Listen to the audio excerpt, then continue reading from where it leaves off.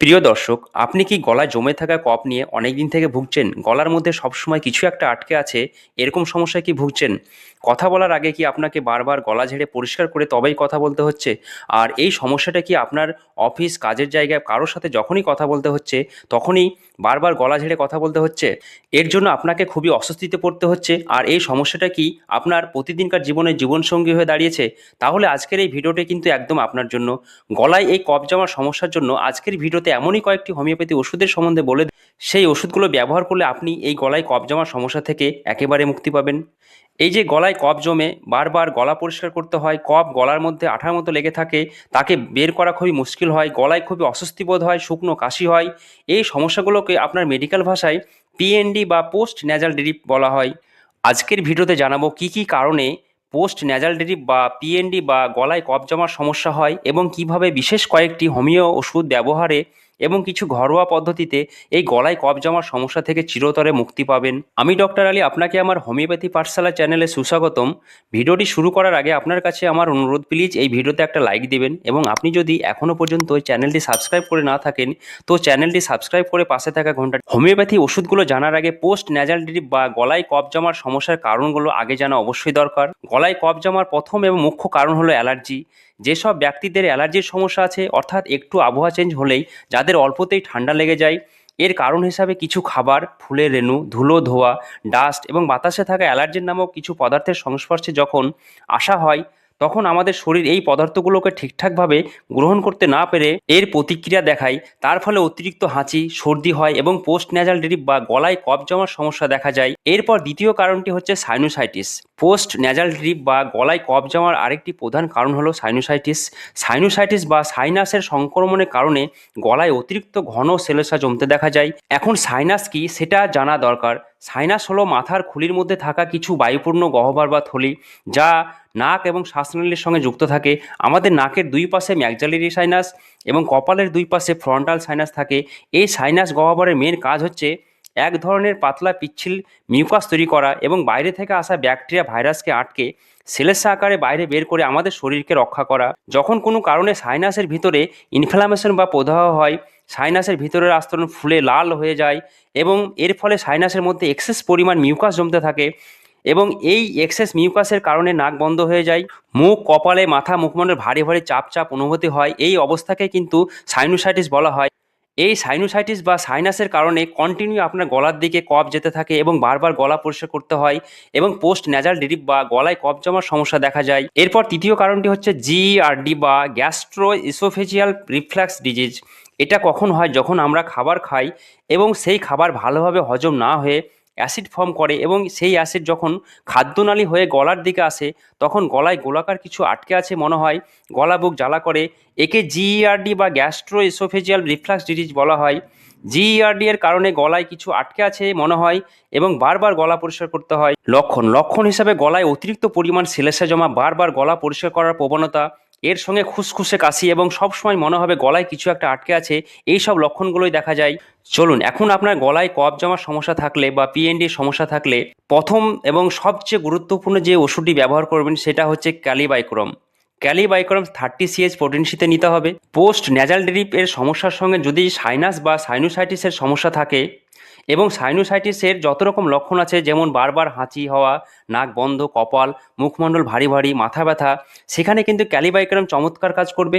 সাইনোসাইটিসের সমস্যার সাথে যাদের গলার মধ্যে কিছু একটা আটকে আছে অনুভূতি হয়, এর জন্য বারবার গলা পরিষ্কার করতে হয়, গলা ভারী মনে হয়, যখনই কারোর সাথে কথা বলতে হয় তখনই গলা ঝেড়ে পরিষ্কার করে কথা বলতে হয়, এরকম লক্ষণে ক্যালিবাইক্রম হোমিওপ্যাথি ওষুধটি খুবই গুরুত্বপূর্ণ ওষুধ হিসাবে কাজ করে। গলায় কফ জমার সমস্যা যদি রাত্রিতে বেশি হয়, সেখানে কিন্তু ক্যালিবাইক্রম ব্যবহারে রাত্রিতে গলার কফ জমার সমস্যা দূর হবে। তো সাইনোসাইটিস সমস্যার সাথে যদি পোস্ট ন্যাজাল ড্রিপের সমস্যা বা গলায় কফ জমার সমস্যা থাকে এবং এর সঙ্গে বারবার হাঁচি, সর্দি, খুসখুসে কাশি, মাথা ব্যথা হয়, সেখানে কিন্তু ক্যালিবাইক্রম ওষুধটি ব্যবহারে কিন্তু চমৎকার কাজ পাওয়া যাবে। এক্ষেত্রে 2 ফোঁটা করে দিনে 3 বার সকাল, দুপুর, রাত্রিতে নিতে হবে। এইভাবে ওষুধটিকে বেশ কিছুদিন কন্টিনিউ করতে হবে। এইভাবে ওষুধটি কন্টিনিউ করলে আপনার পোস্ট ন্যাজাল ড্রিপের সমস্যা বা গলায় কফ জমার সমস্যা একেবারে দূর হবে। এরপর দ্বিতীয় ওষুধটি হচ্ছে স্ট্রিকটা পালমোনারি। স্ট্রিকটা পালমোনারি 30 CH পোটেনসিতে নিতে হবে। যদি আপনার গলায় কফ আঠার মতো লেগে থাকে, অনেকবার গলা পরিষ্কার করে ঝেড়ে তবুও গলা পরিষ্কার না হয় এবং এর জন্য আপনাকে বারবার গলা পরিষ্কার করতে হয়, এরকম লক্ষণে স্টিকটা পি খুবই ভালো কাজ করবে। এক্ষেত্রে স্টিকটা পি 2 ফোঁটা করে দিনে 3 বার সকাল দুপুর রাত্রিতে এইভাবে ওষুধটিকে বেশ কিছুদিন কন্টিনিউ করতে হবে। এরপর তৃতীয় ওষুধটি হচ্ছে কোরালিয়াম রুব্রাম। কোরালিয়াম রুব্রাম 30 CH পোটেনশিতে নিতে হবে।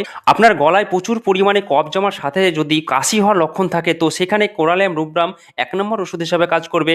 কোরালিয়াম ওষুধটির মেন কাজ হচ্ছে সারাদিন ধরে প্রচুর পরিমাণে গলায় কফ জমা এবং এর সাথে শুকনো কাশি হওয়া, এই লক্ষণটি থাকলে সেখানে কিন্তু কোরালিয়াম খুব ভালো কাজ করবে। এক্ষেত্রে কোরালিয়াম রুব্রাম 2 ফোঁটা করে দিনে 3 বার সকাল দুপুর রাত্রিতে এইভাবে বেশ কিছুদিন কন্টিনিউ করতে হবে। এরপর চতুর্থ ওষুধটি হচ্ছে R49। এটি ডক্টর রেকোয়া কোম্পানির ওষুধ। যদি আপনার গলার কফ জমার সমস্যা দীর্ঘদিনের হয় এবং এর সাথে যদি আপনার সাইনোসাইটিসের সমস্যা থাকে তো সেখানে R49 ওষুধটি ব্যবহারে চমৎকার কাজ পাবেন। বেশিরভাগ ক্ষেত্রে পোস্ট ন্যাজাল ড্রিপ বা গলায় কফ জমার সমস্যা সাইনাস ইনফেকশনের কারণে বা সাইনোসাইটিসের সমস্যার কারণে হয়ে থাকে। তো সেখানে সাইনোসাইটিসের সব লক্ষণে এই R49 ব্যবহার করলে খুবই ভালো কাজ করবে। পোস্ট ন্যাজাল ড্রিপের সমস্যা দূর করতে R49 হাফ কাপ জলে 15 ফোঁটা করে দিনে 3 বার এইভাবে বেশ কিছুদিন কন্টিনিউ করতে হবে। ওষুধের পাশাপাশি কিছু ঘরোয়া উপায় অবলম্বন করতে হবে। তার মধ্যে 1 নম্বর হচ্ছে লবঙ্গের ব্যবহার। হ্যাঁ, লবঙ্গ আপনার গলার কফ জমার সমস্যা দূর করতে সাহায্য করবে। এর মধ্যে প্রচুর পরিমাণে অ্যান্টিব্যাকটেরিয়াল উপাদান, অ্যান্টি ইনফ্ল্যামেটরি উপাদান রয়েছে যেগুলো আপনার বিভিন্ন রকম ব্যাকটেরিয়াল ইনফ্ল্যামেশন কমাতে সাহায্য করবে। তাছাড়া লবঙ্গ ব্যবহারে আপনার সর্দি, শুকনো কাশি, হাঁচির সমস্যাগুলো এবং অ্যালার্জির সমস্যা থেকে আপনাকে দূরে রাখতে সাহায্য করবে। তাছাড়া এই লবঙ্গের মধ্যে পাওয়া যায় মিউকোলাইটিক নামক এক ধরনের উপাদান যেটা আপনার গলার মধ্যে জমে থাকা কফকে ভেঙে ফেলে বের করার কাজ করবে। তাই গলার কফ দূর করতে এই লবঙ্গ খুবই গুরুত্বপূর্ণ ভূমিকা পালন করবে। গলার কফ দূর করতে বা পোস্ট ন্যাজাল ড্রিপের সমস্যা দূর করতে রোজ রাত্রিতে একটা লবঙ্গ মুখে নিয়ে কিছুক্ষণ চুষতে হবে এবং চুষার পরে হালকা কুসুম গরম জল পান করতে হবে। এরকম আপনি যদি কিছুদিন করেন তাহলে দেখবেন আপনার গলার কফ জমার সমস্যা একেবারে দূর হচ্ছে।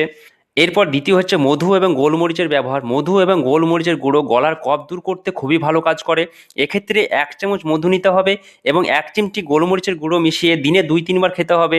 তাহলে দেখবেন আপনার গলার কফ ম্যাজিকের মতো দূর হচ্ছে। এরপর তৃতীয় হচ্ছে হলুদ এবং দুধের ব্যবহার। প্রতিদিন রাত্রিতে 1 গ্লাস উষ্ণ গরম দুধে হাফ চামচ হলুদ গুঁড়ো মিশিয়ে পান করতে হবে। তাহলে আপনার গলার কফ জমার সমস্যা দূর হবে। এরপর চতুর্থ ঘরোয়া উপায় হচ্ছে আদা এবং মধুর ব্যবহার।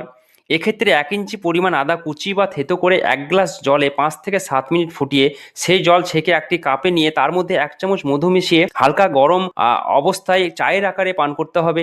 এরকম করলে আপনার গলার কফ, সর্দি কাশি দূর হবে। এরপর পঞ্চম ঘরোয়া উপায় হচ্ছে গরম লবণ জল গার্গেল করা। কিছুটা পরিমাণ গরম জলে লবণ মিশিয়ে কয়েকবার গার্গেল করা। এটা দিনে 2 থেকে 3 বার করতে হবে। গরম লবণ জল গার্গেল করলে আপনার গলার কফ জমার সমস্যা দূর হবে।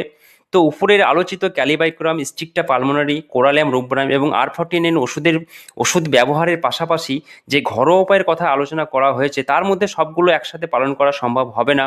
তাই ঘরোয়া উপায়গুলোর মধ্যে যেটা আপনার সুবিধা মনে হবে তার মধ্যে 2-1টা পালন করলে আর এই ওষুধগুলো কিছুদিন ধরে ব্যবহার করলে আপনি আপনার গলার কফ জমার সমস্যা থেকে একেবারে মুক্তি পাবেন। আশা করি আজকের ভিডিওটি আপনার উপকারে আসবে। যদি ভিডিওটি আপনার উপকারে আসে এবং ভালো লাগে আর যদি এখনও পর্যন্ত এই চ্যানেলটি সাবস্ক্রাইব করে না থাকেন তো চ্যানেলটি সাবস্ক্রাইব করে পাশে থাকা ঘন্টাটি বাজিয়ে রাখুন। আগামীতে আরও এই ধরনের নতুন নতুন ভিডিও পেতে আজকে এই পর্যন্ত। আবার দেখা হবে আরেকটি নতুন ভিডিওতে। ততক্ষণ সুস্থ থাকুন ও ভালো থাকুন।